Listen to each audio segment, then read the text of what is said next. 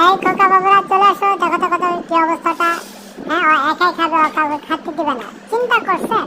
ও আমার হাতে ধরে রাখো, কত বড় সাহস। নে খা, কোনটা খাবি একাই খা, তুই খা সব। বদমাইশ, সব কটা ফাজিল হয়েছে। এই যে এই মনে দাঁতে বাচ্চা, এখন খেতে পারে না। বাবু শোনা, তুমি খাও। ওর নাম হচ্ছে জেরি।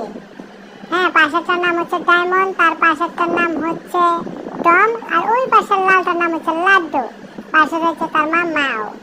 আর এদিকে কি আছে? ও, এদিকে আছে আমাদের টুকুর, ওদের বাবা।